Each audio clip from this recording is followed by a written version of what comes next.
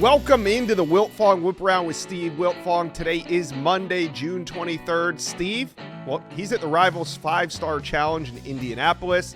Well, I'm here at the comfy confines in Nashville.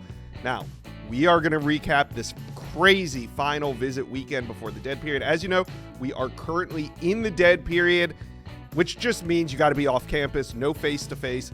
Phone calls are allowed, text messages are allowed, emails are allowed. All that's allowed, just no on-campus face-to-face. But we are in the dead period, which means commitment. Speaking of commitments, we've had a lot here on the On3 Recruits channel. Last week, we had a doozy. Luke Wafel committed, Dre Quinn, Sincere Johnson, Ekene Agboko. Today, we actually have Kamari Brooks. I think we're going to have a Xavier Crowell later in the week, and also Craig Dandridge. Those are the ones I know for now. We could have more. So, in order not to miss any of these, make sure you are subscribed, because when you're subscribed, you'll get the notifications when we go live, and boy, are we going live a lot lately, so jump on board and hit subscribe. All right, let's bring in the hardest working man in the business, Steve Wiltfong, on site at the Rivals 5-Star Challenge. And Steve, we got to start with Ohio State. Where do you want to start? First, new QB offer. Let's start there. New QB offer out for the Buckeyes. Yeah, Mission Viejo, 4-star quarterback Luke Fahey took his official visit to Ohio State over the weekend, said it was super fun. Had a great time connecting with all the coaches and the people there. They love football and they love Ohio State, and that makes playing football very exciting. He left with a scholarship offer from Coach Ryan Day and the Buckeyes, and this is one he's been waiting on. This is a dream school for him, dream school for his parents. Family loves the place. They connected there, loves the coaching staff, the track record of development at the position, and he says he can see them going on a run, winning multiple national championships. Indiana was kind of the program I had a keen eye on going into the visit. I think coming out of this, you obviously have to look at Ohio State as maybe the program to beat for Luke Fahey moving forward. Stanford's also involved, but Ohio State checks a lot of boxes for him at this point in the process, and it was a heck of an official visit to Columbus. All right. More big news was elite running back Derek Cooper. Ohio State has one running back committed. They're looking for another. Saban Hyder was on campus a couple weeks ago, but this weekend it was 4-star running back Derek Cooper out of South Florida. How did the Buckeyes do on this visit? Well, I talked to Derek Cooper's mom last night, talked to Derek Cooper today at the Rivals Challenge. He checked in, said it was real good, sitting down with Coach Lachlan, Coach Day, Coach Hartline, showing how he's going to be using the offense and developed. It really stood out to him. The tradition, the big school, how they win and develop, those are things that has Ohio State in strong position. They're going to have to battle. I mean, Miami's the program recruiting them the hardest. That was his best official visit. And then you have Georgia and Alabama and Florida State also in the mix for Derek Cooper. All right. So, Steve, who else did Ohio State make a move on this weekend? Well, obviously, the headliner on campus was On3's number one ranked safety, Braylon Womack. He was there with his family. In the spring, Ohio State was the leader.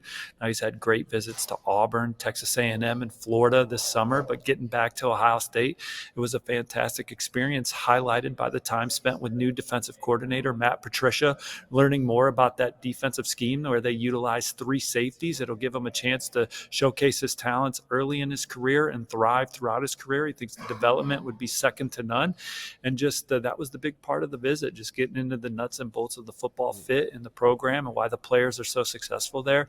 And talking to his dad, they loved it, and Ohio State remains one of the front runners for Braylon Womack. All right, Ohio State fans, let us hear from you. How you feeling about this weekend and how you feeling about this class? Are we talking top 3, number 1? Let us know. Josh, we had a new prediction in favor of Ohio State, too. Jaquaden Guilford, a receiver from Indiana, took his visit over the weekend.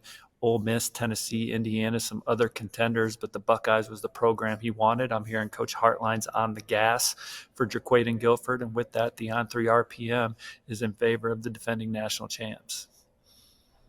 All right, let's talk a little Texas recruiting as the Longhorns landed a 5-star this weekend. Richard Wesley is a Longhorn after committing to Oregon for 17 days. He then decommitted, had about a week to think about it, decided to take that official visit to Oregon, eat all their food, stay in their hotels, get a whole weekend paid for, and then what did he do? He went to Texas the next weekend and commits on the visit. Steve, how did this turn so quickly in favor of the Longhorns?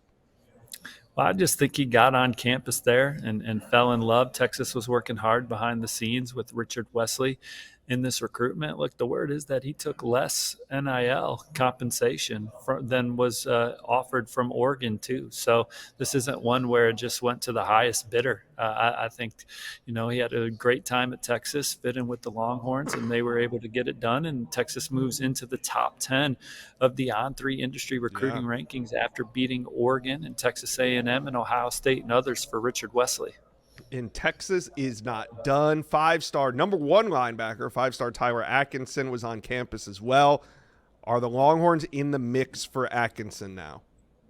Absolutely. It was his fourth time on campus at Texas, and he said this visit is certainly going to make his recruiting process harder to work through.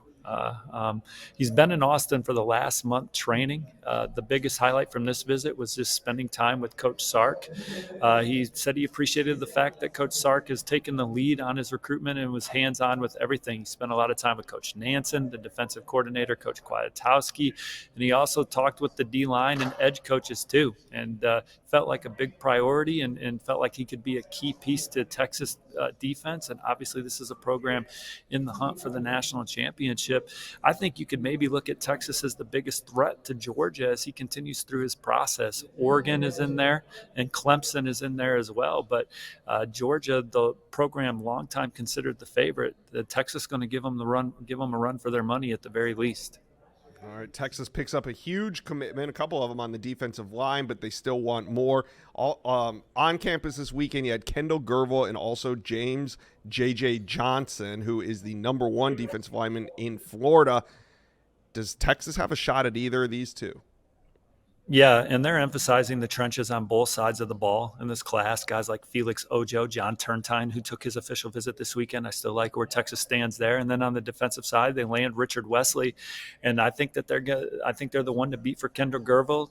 My colleague Chad Simmons and I have Texas predicted on the On3 RPM, along with Inside Texas's Justin Wells, and then James J.J. Johnson. He had a great visit to Texas in the spring, and talking to a source this morning that spent time with them, they think the Longhorns are really trending up with him as well. There was a lot of buzz around Miami and Florida coming into this visit. Georgia was an early favorite, but I think those in-state programs are the ones kind of emerging through official visit season. Yeah. But now Texas very much on the rise. I could see them adding both James J.J. Johnson and Kendall Gervil when all said and done to this class. This class has a chance to finish number one for a second straight year, Josh. Those would be two more big additions at the point of attack on the defensive side. And then again, on the offensive side, John Turntine took his official visit. Mm-hmm. I think Texas leads for him. Felix Ojo, who will be here soon at the Rivals 5-Star Challenge. He took an official to Utah this weekend.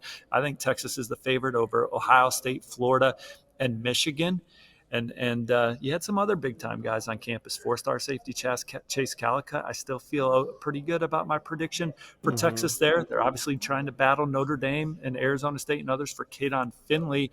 Linebacker Cozy Opala, a 4-star in-state player out of Katy, Texas. I think that Texas has a good chance to sign him as well. Let's talk some Michigan recruiting because the Wolverines had a terrific weekend.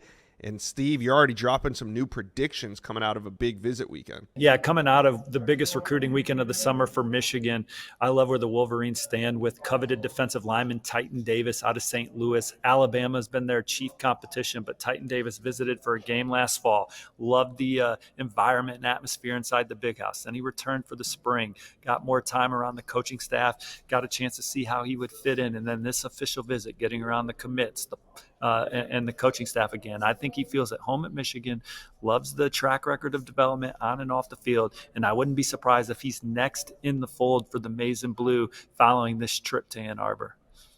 All right. Now there's a couple premier edge rushers on campus. We'll start with 5-star edge Carter Meadows. Steve, I saw the photos. Sounded like Meadows had a great time. Yeah, he's got a Final Four of Michigan, Penn State, Ohio State, and South Carolina. I would put Michigan in that top 2 range, maybe with the Buckeyes for Carter Meadows. He had a great trip.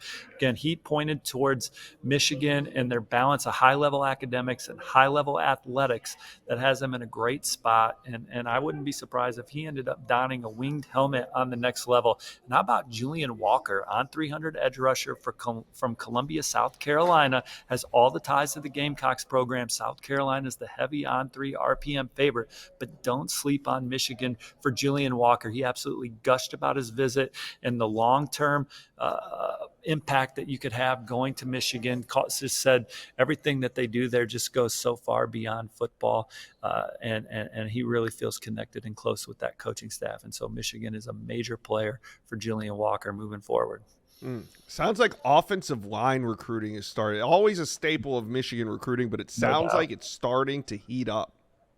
No doubt. I think Malachi Lee's the guy you look at the closest. He's a top 100 recruit per on 3 out of Hawaii. Michigan's always been one of his front runners. Has that been with USC, Alabama, you name the other school, but Michigan's been the constant in this recruitment. I think from an NIL standpoint, this is someone that Michigan is ready to go to battle for as well. And he loves the track record of development, the closeness with the staff. He really hit it off with the commits on campus this weekend, and Michigan's right there.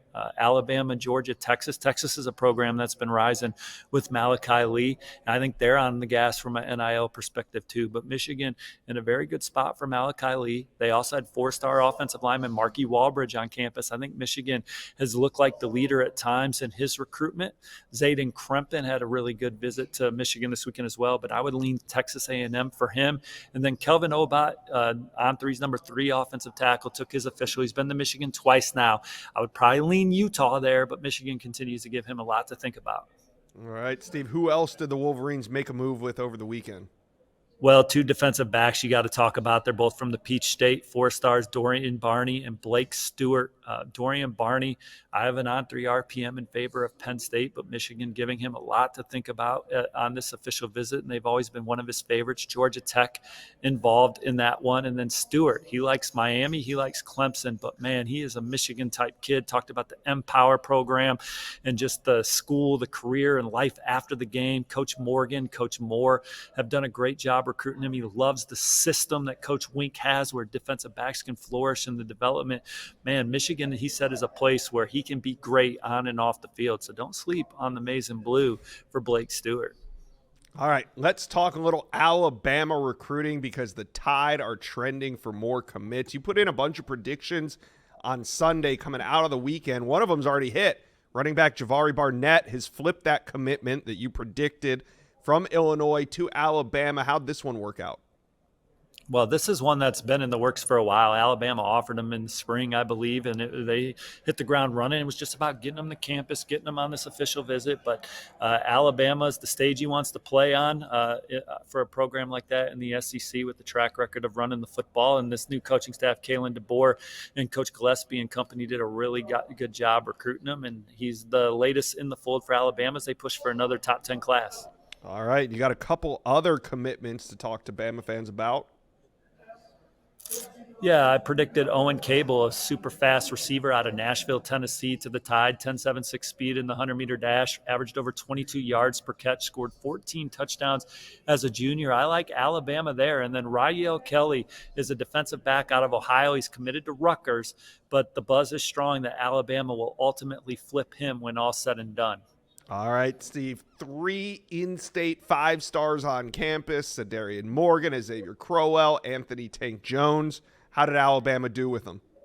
Still love the prediction of Alabama for Sadarian Morgan. I'd be surprised if he ended up elsewhere in this class. Xavier Crowell, my on 3 RPMs on Alabama. There's been a lot of buzz that the Crimson Tide are going to be super tough to beat for him, but don't sleep on Texas. I think there's confidence rising around Austin for Xavier Crowell. So Alabama may have their hands full, but he's always loved the program, proximity to home, the way they've recruited him, and certainly the track record. And then Anthony Tank Jones, he says he's not going to decide till the fall. Had a great visit. He hadn't been to Alabama in a long time, but good to get back around Christian Robinson and Coach Womack and that staff and get around the players, and loves the plan they have for him, has great relationships there, talked about the scheme, the connections, the life after football. So look, Alabama is one of his favorites. They have been his entire process, but I think Oregon, Miami, Texas A&M have done a lot in that recruitment to give him things to think about as well. 1 on 3 RPM that I still feel good about in favor of Alabama is Max Sutter, tight end from Illinois, committing soon. I love the Crimson Tide. The Canes have some momentum, Steve. Miami is on the prowl. Big flip this weekend of on 300 wide receiver Vance Spafford a true athlete at the wide receiver position, can really do it all. Vance Spafford was committed to Georgia. A lot of teams were in on him, but why were the Canes the team that was able to flip him? Well, they blew him away with a visit in the spring. Certainly from an NIL perspective, Miami's competitive as they want to be with any top target. So all that combined, Miami's offense, one of the most explosive offenses in college football, and just the way they prioritized him wanting to maybe get away from the West Coast. Obviously, at one point committed to Georgia, now committed to Miami. This is a big pickup for the Hurricanes. Wide receiver is a point of emphasis for them as they try and keep this program as a regular national title contender. They want to upgrade. They're in on guys like Tristan Keys, but Vance Spafford was a big flip for them. And now they look to try and land another kid that was recently committed elsewhere, and Tyron Evans, former Tennessee commit, decommitted from the Vols recently, was back in Coral Gables over the weekend. I think Miami's going to be very tough to beat for Tyron Evans, who's ranked inside the on 300.